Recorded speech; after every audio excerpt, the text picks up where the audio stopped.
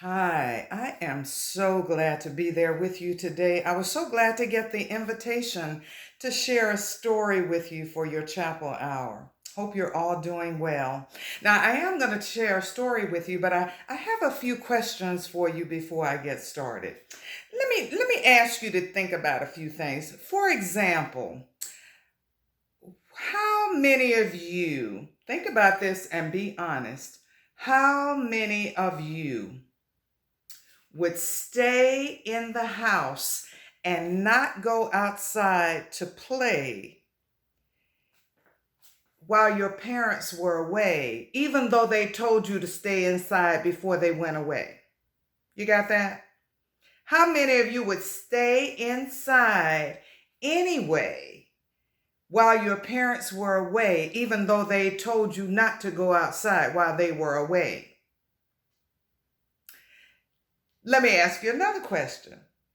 How many of you would take, let's say, candy from a stranger, even though you knew you weren't supposed to, but it was your favorite candy and you liked it and you hadn't had any in a long time? How many of you would take candy from a stranger that way? Tell the truth. How about this one? How about if somebody was going to give you the right answer to the test and you really didn't know it, but you wanted to do well on the test and you knew it wasn't right to take that answer, but it would help you to get that grade you wanted to make? And how about one more? How about if a stranger came along and offered you food to eat after you hadn't had anything to eat for 40 days and you were starved? Yeah, that's a hard one. That's a test that was given to Jesus, even. Think about those things. What helps us to be able to do the right thing at the wrong time, maybe? Or do the right thing when it's so hard to do? It's hard. Temptation is like that. Because we like to do what we like to do, and we like to do it when we want to do it, even when we're not supposed to. Self-control. What is that anyway? What do you know about self-control? Well, I think perhaps self-control is doing the right thing, even when it's hard, even when no one is looking, even when your friends aren't doing it, even when it might hurt you in some kind of way. Self-control is maybe doing the right thing just cause it's the right thing. But I'll leave you with this question, and maybe you can talk about it after we're done and the story is over.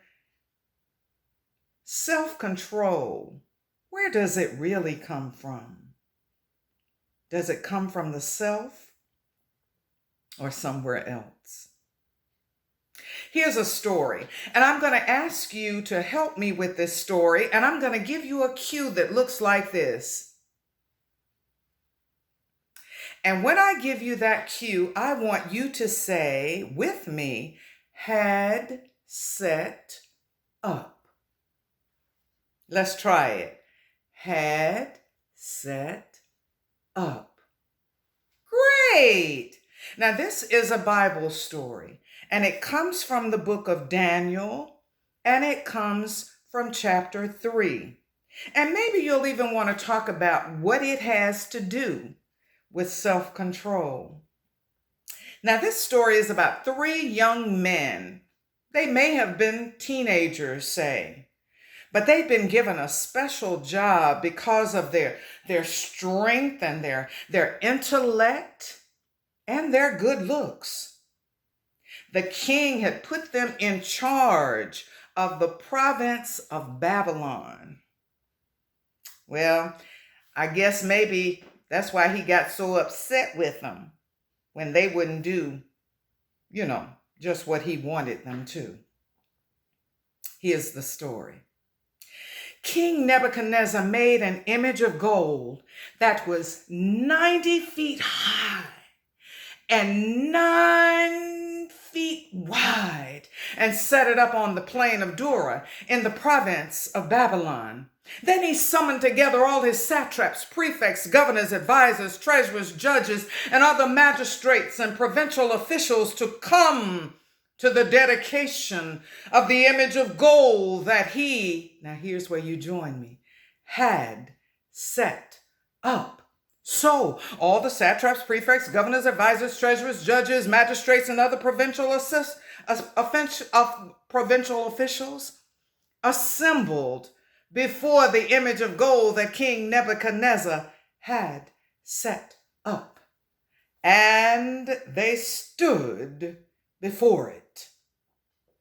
Then the herald loudly proclaimed, "This is what you are commanded to do, O peoples of every nation and language. As soon as you hear the sound of the horn, flute, zither, lyre, harp, pipes, and all kinds of music, you must bow down and worship the image of gold that King Nebuchadnezzar has set up.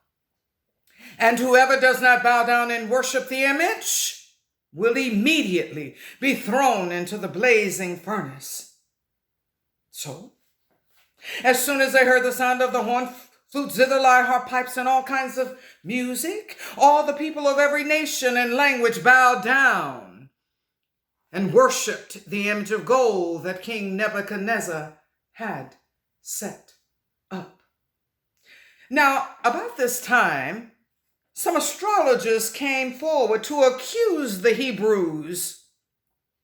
And they said to King Nebuchadnezzar, "O king, live forever. King, you have issued a decree that everyone who hears the sound of the horn, flute, zither, lyre, harp, pipes, and all kinds of music must bow down and worship the image of gold that you have set up. And whoever does not bow down and worship the image will immediately be thrown into the blazing furnace." Now, there are some Hebrews, O king, Shadrach, Meshach, and Abednego, who you have put over the affairs of Babylon, and they pay no attention to you, O king. They neither serve your gods nor worship the image of gold that you have set up. Furious with rage, King Nebuchadnezzar summoned Shadrach, Meshach, and Abednego, and these men were brought before him. King Nebuchadnezzar said to them, "Is it true, Shadrach, Meshach, and Abednego, that you neither serve my gods nor worship the image of gold that I have set up? Now, when you hear the sound of the horn, flute, zither, lyre, harp, pipes, and all kinds of music, if you are ready to bow down and worship the image, then very good. But if you do not, you will immediately be thrown into the blazing furnace. Then what God is able to rescue you from my hands?" Shadrach, Meshach, and Abednego replied to the king, and they said, "O Nebuchadnezzar, we do not need to defend ourselves before you in this matter. And if we are thrown into the blazing furnace, then the God we serve is able to save us from it, and he will rescue us from your hand." But even if he does not, we want you to know that we will not serve your gods, nor worship the image of gold that you have set up. King Nebuchadnezzar was furious. He was so furious that his face became contorted, and he ordered the furnace be heated up 7 times hotter than usual. And he commanded some of the strongest soldiers in the army to tie up Shadrach, Meshach, and Abednego and throw them into the blazing furnace. So these men, wearing their robes and their trousers and their turbans, were tied up and thrown into the blazing furnace. The king's command was so urgent and the furnace was so hot that the flames of the fire killed the soldiers who took up Shadrach, Meshach, and Abednego. And these men, firmly bound, fell into the blazing fire. Then King Nebuchadnezzar leaped to his feet in amazement, and he said to his advisors, weren't there 3 men that we threw into the blazing furnace? And they answered, certainly, O king. And he said, look, I see 4 men walking around in the furnace, unbound and unharmed. King Nebuchadnezzar then made his way to the opening of the furnace, and he shouted out, Shadrach, Meshach, Abednego, servants of the Most High God, come out, come here. And Shadrach, Meshach, and Abednego came out of the furnace. And the satraps, prefects, governors, and royal advisors crowded around them, and they saw that their bodies were not burned. Their hair was not singed. The clothes they were wearing were not scorched. And there wasn't even the smell of smoke on them. King Nebuchadnezzar said, blessed be the God of Shadrach, Meshach, and Abednego. He sent his angels to rescue his servants. They defied the king's decree. And they were willing to give up their lives rather than serve or worship any god other than their own. Therefore, I decree that the peoples of every nation and language who say anything against the God of Shadrach, Meshach, and Abednego be chopped up into pieces and their houses turned into piles of rubble. For no other God is able to rescue in this way. And then King Nebuchadnezzar promoted Shadrach, Meshach, and Abednego. That means they got a better job and a pay raise in the province of Babylon.